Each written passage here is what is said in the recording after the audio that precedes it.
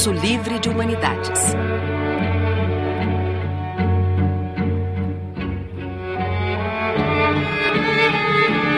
Módulo 1. Filosofia. Iluminismo e Ilustração. A Enciclopédia. Uma nova organização do saber.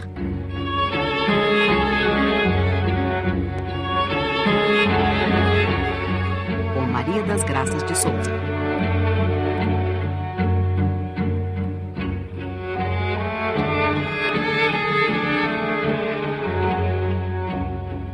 Eu vou falar hoje sobre aquilo que pode ser considerado uma espécie de manifesto da filosofia iluminista, que é a Enciclopédia de Diderot e d'Alembert.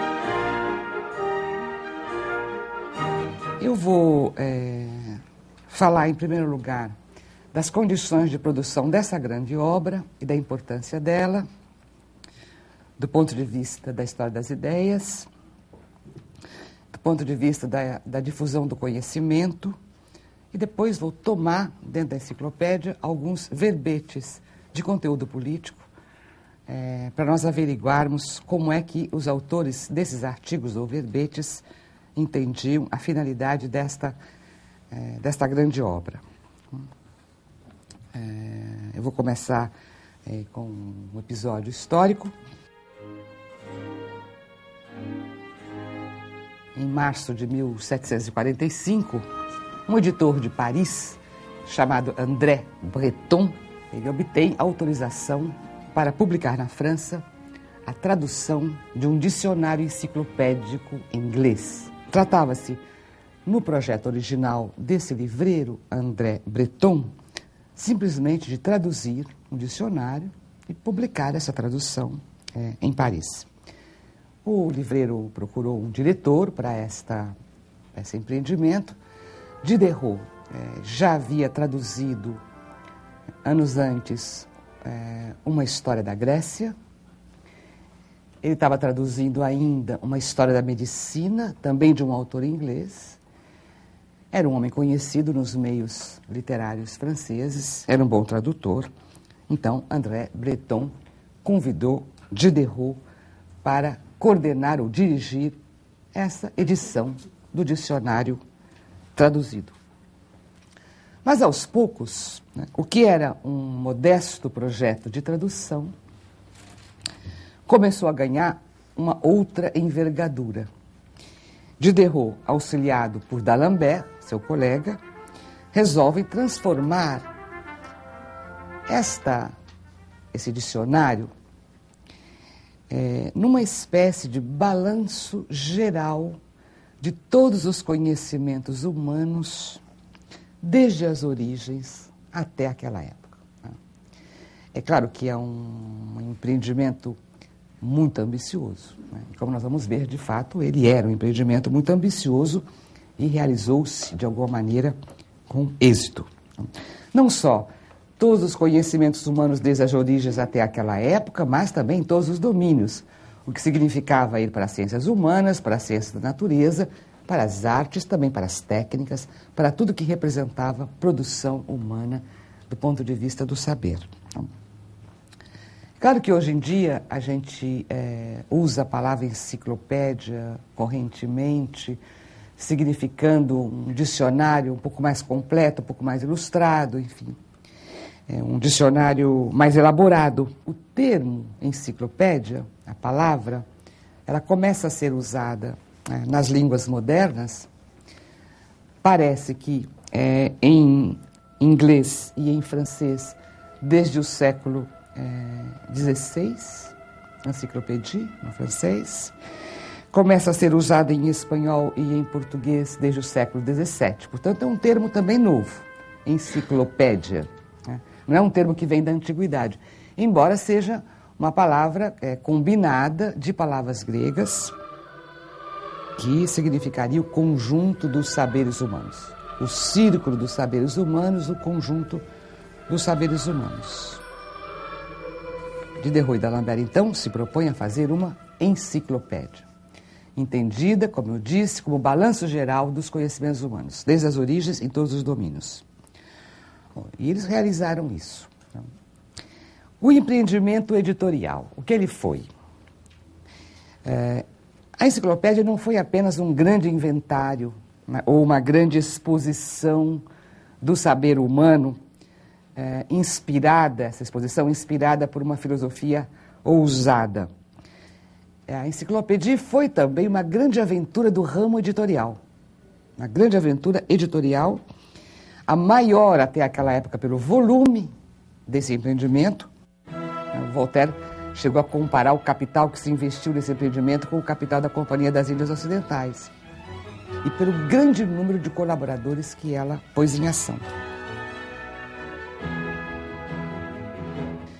Parece que mesmo que o conteúdo da enciclopédia não tivesse sido o que ele foi, nós vamos falar um pouco depois desse conteúdo, ela continuaria sendo absolutamente inovadora na sua concepção, nos investimentos financeiros e técnicos que ela exigiu, na extensão do público que a enciclopédia atingiu, e mesmo no desenvolvimento seguro da publicação durante mais de 20 anos, em meio a uma série de ameaças, né, das quais nós vamos falar um pouco. O fato é que, no ano de 1745, quando, então, o Diderot é contratado pelo livreiro, estavam previstos 5 volumes, dos quais um seria de ilustrações.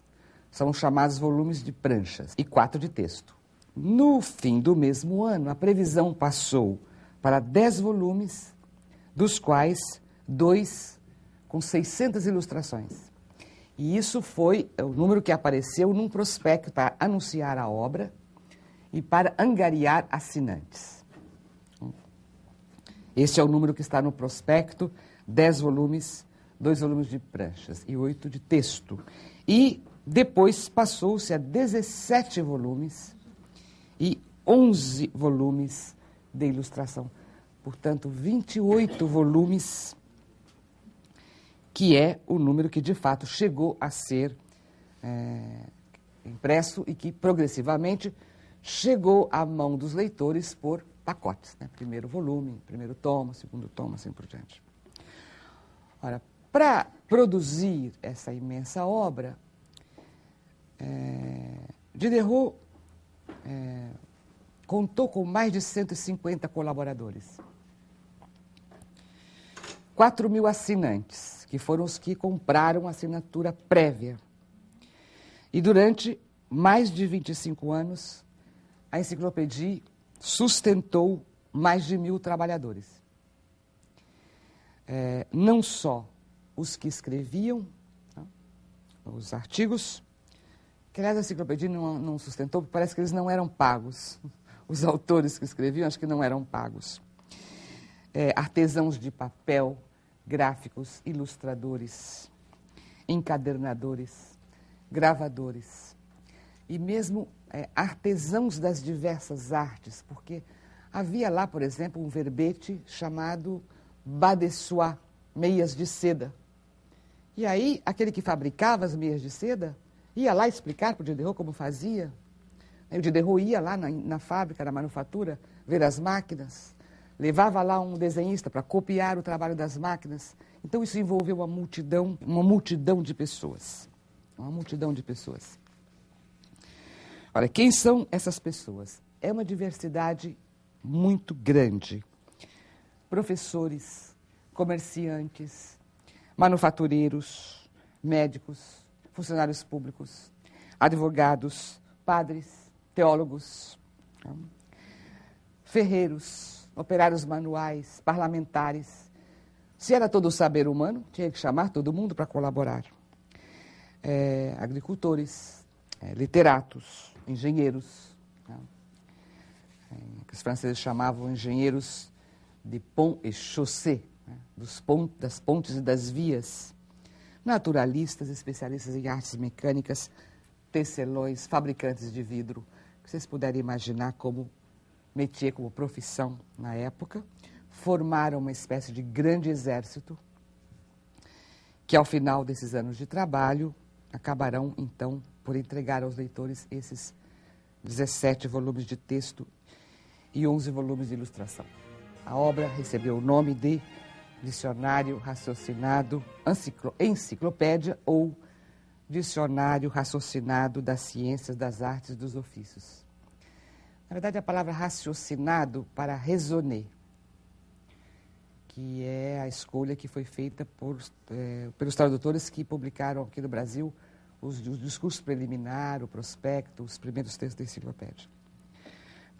Bom, e o Diderot, o chefe desse empreendimento, numa atividade absolutamente inacreditável, ele copiava, escrevia verbetes, recopiava, copidescava, fazia revisões, acompanhava o trabalho na gráfica, acompanhava com comentários, acompanhava os comentários e as críticas que eram feitas à medida que os volumes eram entregues ao público, visitava as oficinas, as manufaturas, conferia o conteúdo dos verbetes, conferia o detalhe das ilustrações, né?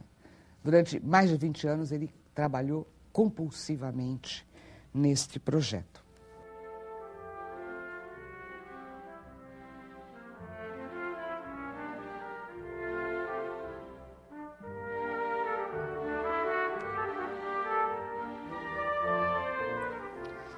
Outro dado curioso, né, no momento em que a enciclopédia está sendo feita, que os manuscritos estão chegando, que os verbetes estão chegando, o Diderot é preso. Ele é preso, né, em 49. Ele chega na sua casa oficiais da polícia, a polícia do reino, dizendo que eles estavam encarregados de encontrar na casa do filósofo manuscritos contrários à religião, ao Estado e aos bons costumes. Foram vasculhar a casa dele, estavam procurando, sobretudo, um livro do Diderot chamado Cartas sobre os Cegos para Uso dos que Vêm, estavam procurando um outro livrinho do Diderot chamado Passeio do Cético, estavam procurando um romance erótico que Diderot havia escrito, As Joias Indiscretas. Eles encontram lá os manuscritos da enciclopédia também. Diderot é levado, então, para a prisão de Vincennes, que é uma construção medieval nos arredores de Paris, que servia de prisão na época. É colocado lá, é interrogado, uma semana depois de preso, ele nega, não sou autor de nada disso, não sou autor desses livros suspeitos.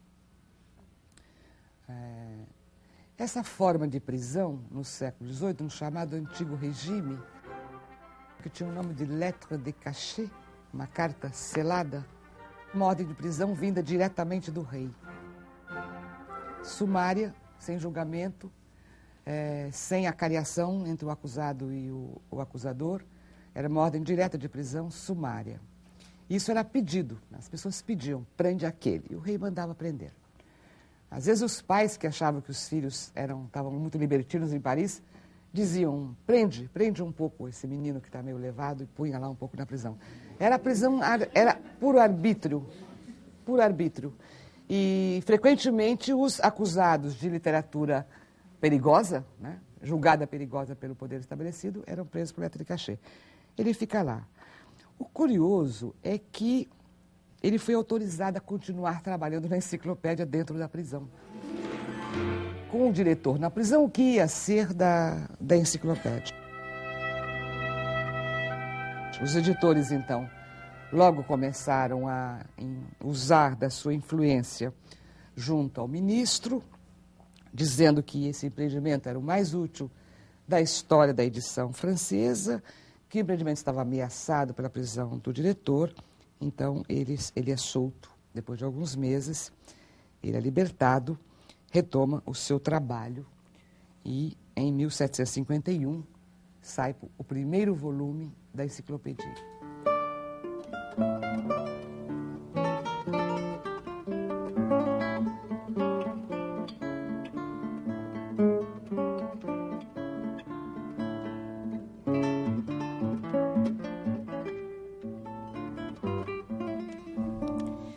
O que é que tem lá?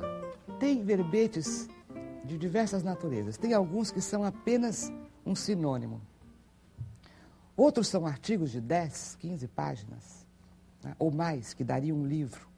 Há muita desigualdade no tamanho dos verbetes. Mas há também uma variedade muito grande. Para vocês terem uma ideia, no volume 1, que é a letra A, porque a enciclopédia é ordem, é o saber por ordem alfabética. Tem aço, agricultura, agulha. Depois tem argent, prata, acuxamã, parto.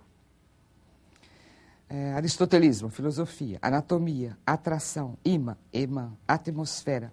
E há um famoso verbete, arte, de autoria do próprio Diderot. Tem um verbete polêmico chamado autoridade política, ao qual eu vou voltar mais no final. Bom, que finalidade tinha essa obra na intenção dos seus organizadores? Na intenção dos diretores, a finalidade era a difusão do saber. Não era só um balanço, era a difusão. A obra era dirigida ao leitor culto, mas também ao leitor menos culto. Era dirigida àqueles que queriam se instruir ou que queriam ter instrumentos para instruir os outros. Ela era uma espécie de instrumento privilegiado do projeto iluminista, segundo o qual o conhecimento liberta os homens. O conhecimento é libertador na medida em que livra os homens do fanatismo, da ignorância, da superstição, de todas as formas do dogmatismo. Isso é uma espécie de bandeira do chamado iluminismo como movimento filosófico. Conhecimento é libertador.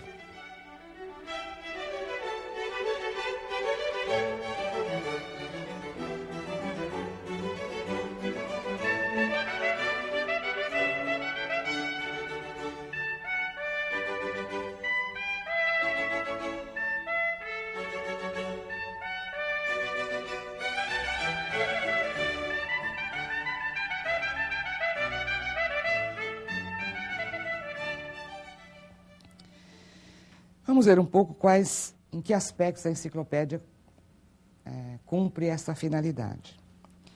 Primeiro, foi um empreendimento para a época, pode-se dizer, titânico, né? De grande porte, de organizar, de classificar o saber do tempo. Ela é um esforço assombroso de compilação de material. Mas ela não é só compilação. Ela apresenta uma nova interpretação do saber, uma nova interpretação dos valores, uma nova interpretação das instituições, sob o ângulo do iluminismo. Ela é a primeira manifestação pública coletiva de uma nova forma de conceber a ordem social, a ordem política, a ordem econômica, a partir da ideia de que a razão, o progresso da razão, conduz à liberdade de pensamento, à liberdade de expressão, a liberdade de imprensa, a liberdade do comércio, a liberdade política. E para discutir essas questões, Diderot diz, nada é sagrado, é preciso discutir tudo.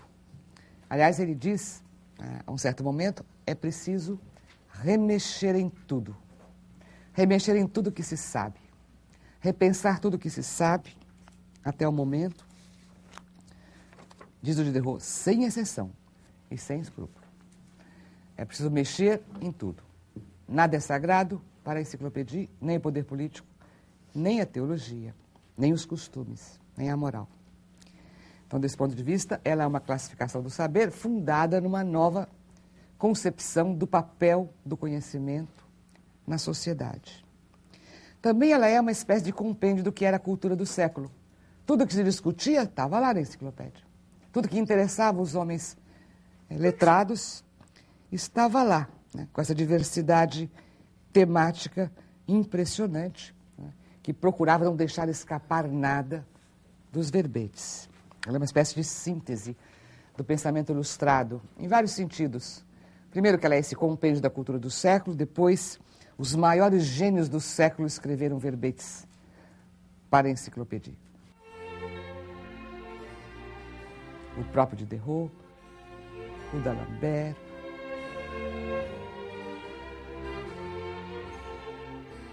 o Rousseau,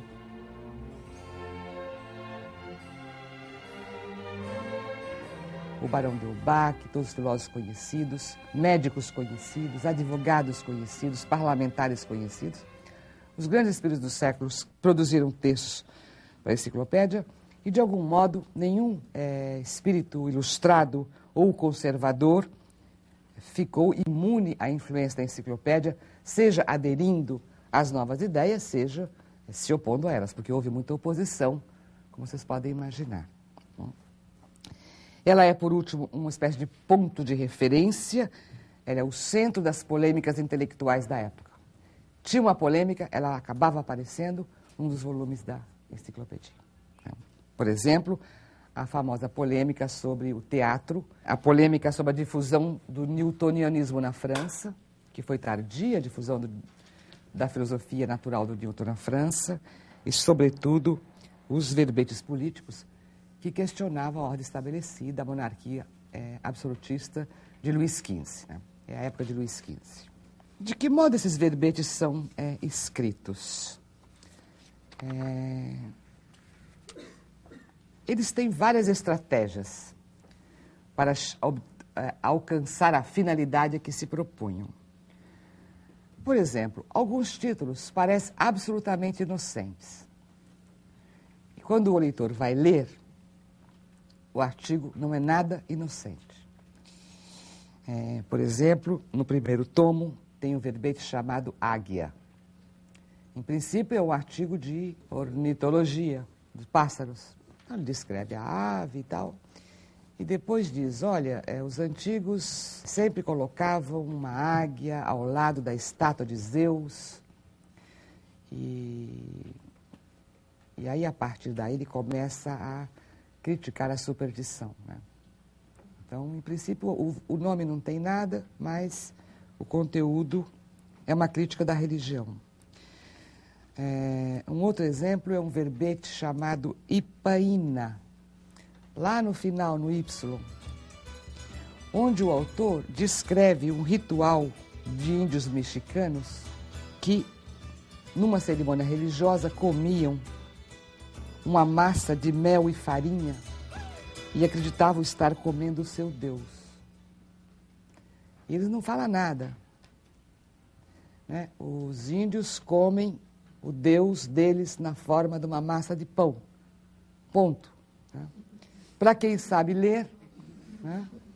Um ponto é palavra. Quer dizer, para quem sabe ler, está lá a Eucaristia cristã, por analogia, levando o leitor a pensar por analogia. Ele faz várias vezes isso. Há muitos verbetes sobre rituais pagãos, né, rituais não cristãos, e é escolhido o ritual, né, de tal modo que a analogia com o cristianismo permita indiretamente que o leitor diz, bom, isso aqui é bem parecido entre os cristãos. Tá? Isso é uma tática frequente. Um título inócuo, um artigo muito crítico. Há também uma prática dos enciclopedistas que é a prática das remissões. Ver tal verbete. Manda ler vários outros. Ele toma, por exemplo, o verbete alma e dá para um teólogo fazer. E o teólogo faz lá um verbete de um conteúdo bem conservador, segundo os cânones da teologia da época, nada que possa ser criticado. E lá no fim ele diz, ver tais e tais verbetes, são outros verbetes que falam do mesmo assunto de uma maneira totalmente contrária. Então, muitas vezes os verbetes se contradizem, e não é porque tem falha na obra, é proposital, que o leitor seja enviado para opiniões distintas sobre o mesmo assunto. Então, eles têm várias estratégias desse tipo. Por caminhos, portanto, artificiosos, a enciclopédia se torna uma espécie de arsenal crítico, de grande arsenal crítico. O leitor avisado é o leitor que vê nas entrelinhas. Havia um colaborador da enciclopédia chamado Abad Reinal, amigo de Diderot, que dizia que na enciclopédia sempre se encontrava algo que não se esperava. Nunca se encontrava o que se esperava, mas sempre se encontrava o que não era esperado. Qual foi a reação à enciclopédia? Da parte do público, um entusiasmo generalizado, da parte do público leitor, porque saíram não só os 4.500 volumes ou conjuntos, né, coleções dos assinantes, mas os editores começaram a fazer contravenções e edições pirata, mais baratas. Um movimento generalizado. Não, no 18 a pirataria era muito maior, porque direito de autor não existia. Então, os editores às vezes roubavam o manuscrito dos autores e quando menos se esperava, o autor via seu livro publicado e ele não sabia que o livro tinha sido publicado. Então, havia uma aceitação, um entusiasmo muito grande. A enciclopédia tornou-se assunto das conversas em Paris e na Europa.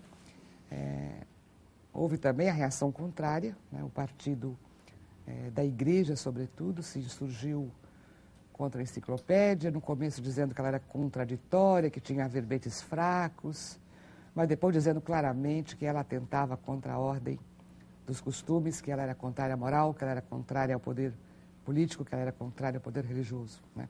E há uma grande polêmica a partir da publicação dos primeiros tomos, porque Diderot responde ao jesuíta que critica, ele responde. Bom, isso um pouco é o espírito da obra, né? Esse é o espírito da obra. Eu vou tomar agora alguns aspectos de verbetes políticos, para ver quando eles tratam de política, o que aparece lá.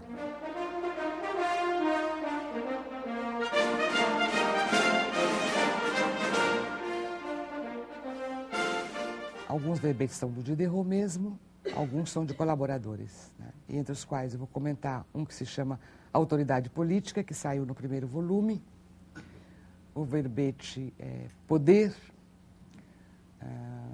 o verbete Representantes, quer dizer, o verbete que remete para questões políticas. Então, nesse Autoridade Política, que saiu no primeiro tomo, né, o Diderot diz: nenhum homem recebeu da natureza o direito de comandar os outros.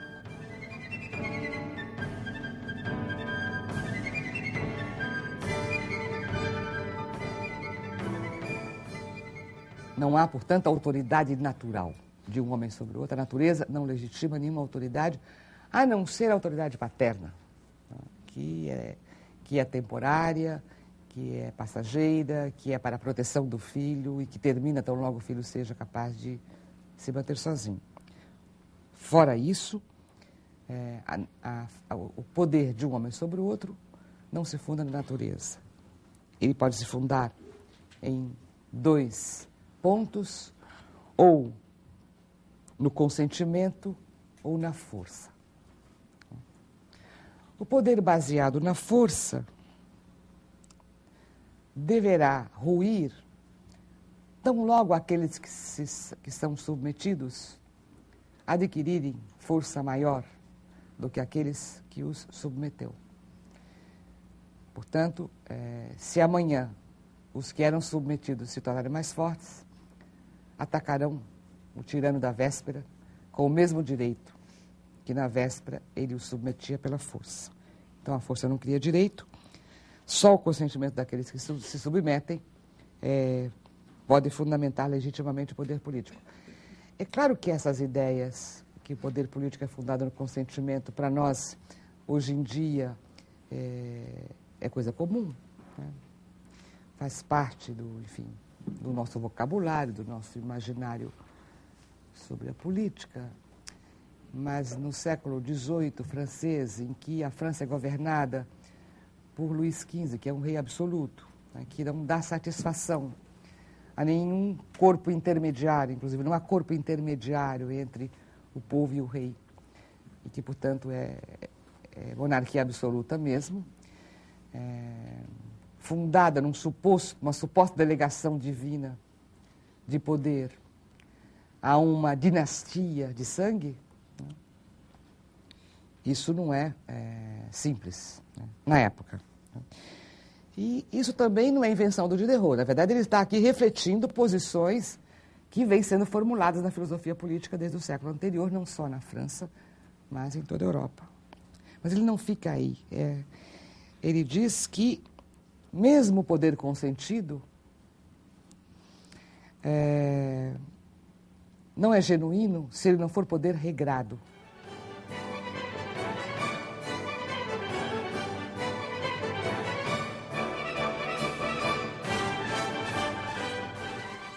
Todo poder político supõe condições de exercício, condições que fixem o poder dentro de certos limites, o que é também uma crítica ao absolutismo do antigo regime. E ele faz uma coisa muito engraçada, porque essas ideias estão nos filósofos já. Por exemplo, essa ideia de que amanhã aqueles que eram submetidos, se tornarem mais fortes, derrubarão aquele que na véspera os submetia. Essa ideia de que o direito não cria, a força não cria o direito, desculpem. Isso está, sobretudo, no Rousseau, no Contrato Social, que, aliás, não tinha sido publicado nessa época ainda, mas são ideias que faziam parte, portanto, do consenso entre os homens de letras ou filósofos. O curioso é a maneira pela qual Diderot introduz essa ideia, porque é claramente uma ideia contrária à tradição do chamado tradição teológico-política. É contrária a essa tradição. O que Diderot faz? Ele vai recorrer a um argumento teológico para justificar a sua posição, que o monarca não pode ser absoluto. Mesmo poder consentido não pode ser absoluto. E ele diz, bom, Deus é o monarca do universo. E que os adversários também dizem, Deus é o monarca do universo. Dizem os partidários da tradição teológico-política, Deus é o monarca e delega o poder dele aos reis. Diz Diderot, não, Deus não delega poder a ninguém. Deus não delega o poder dele a ninguém, não comunica esses poderes. No máximo, Deus pode permitir que os homens estabeleçam entre si alguma ordem, alguma hierarquia favorável à vida em sociedade e à paz, mas é sempre uma subordinação limitada. O poder absoluto, que é a contrapartida da submissão ilimitada, é uma espécie de afronta à divindade. Ele diz, é um crime de lesa majestade divina. Ele usa o argumento teológico contra o absolutismo que se fundava em argumento teológico. É uma estratégia dele, né? Diderot é um ateu. Nesse momento ainda não claramente, né? Mas estrategicamente ele recorre à argumentação teológica para criticar o poder absoluto dos reis do antigo regime.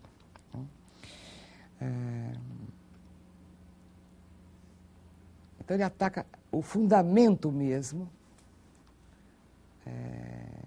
do absolutismo, recorrendo a um argumento que era usado pelos partidários do absolutismo, no sentido da limitação do poder, mesmo que o poder fosse consentido.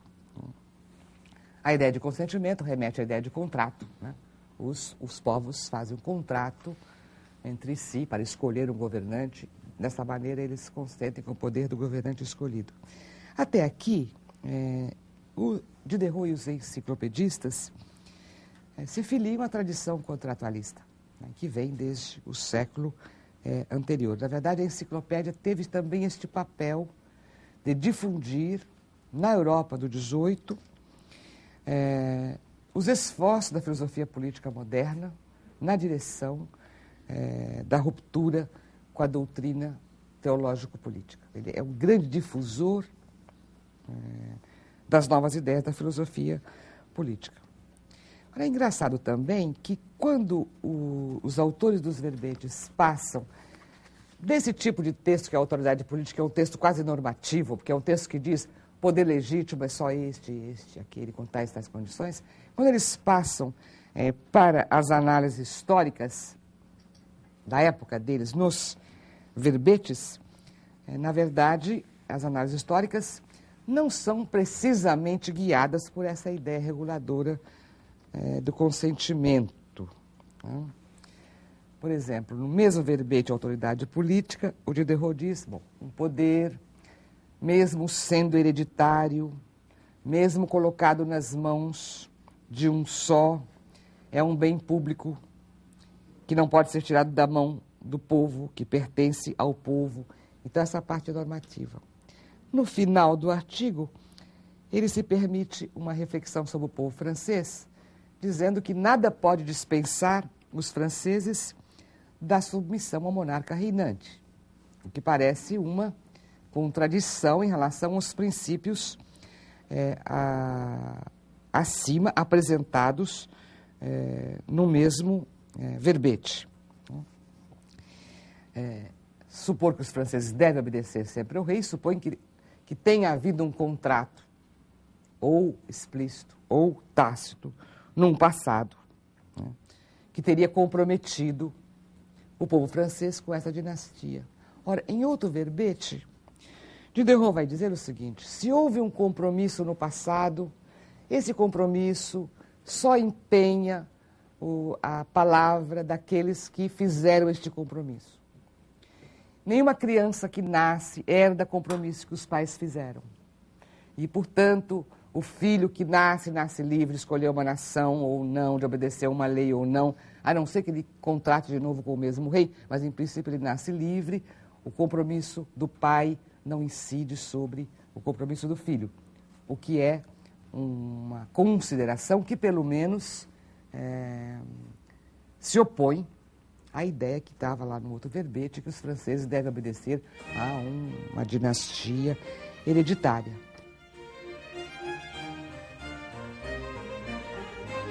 É por esses caminhos que Diderot faz, então, nos verbetes políticos.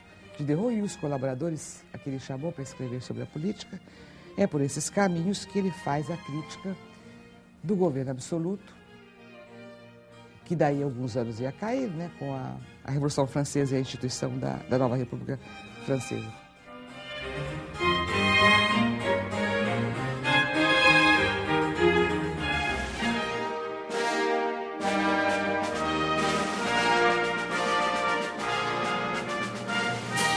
Na verdade, o governo francês, por oposição ao governo inglês, era um governo em que não havia mediação nenhuma entre o poder real e a população. A França tinha, sim, uma instituição intermediária chamada Estados Gerais, que no começo era composta só por representantes do clero e da nobreza, e que, com muita luta, recebeu também representantes do chamado Terceiro Estado, ou da burguesia, mas com votos com pesos diferentes. Quando o Diderot está trabalhando na enciclopédia, nessa época já fazia 100 anos que os Estados Gerais não tinham sido convocados, ou mais. A última reunião dos Estados Gerais da França tinha sido em 1628. Na verdade, o rei é que convocava. Se ele não convocasse, não tinha. Tanto que havia mais de 100 anos não havia reunião deste corpo intermediário. Nós sabemos que a reunião seguinte foi em 1788, e foi o estopim da Revolução Francesa. Né? Portanto, a direção dos verbetes políticos sobre o regime francês é que a França de Luís XV era um Estado absolutista e, portanto, com práticas completamente opostas àquilo que os enciclopedistas entendem como boa política. L'État. C'est moi. Voilà. O verbete despotismo é um verbete também muito curioso, porque ele vai falar do despotismo oriental e não do despotismo de Luís XV. O Oriente é o lugar do despotismo, como se a Ásia fosse a única região em que houvesse déspotas. E ao definir o que é o despotismo, na verdade, o verbete sugere que todo governo absoluto é despótico.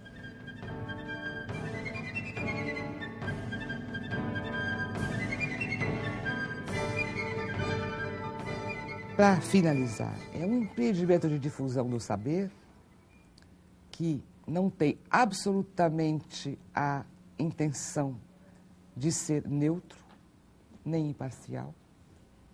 Ao contrário, desde o início, por assim dizer, mostra suas credenciais, diz a que veio, é normativa, é um empreendimento de formação de opinião. Os caminhos tortuosos não eram só para driblar a censura. Os caminhos tortuosos eram estratégias para fazer o leitor refletir. Então, é um empreendimento de formação de opinião.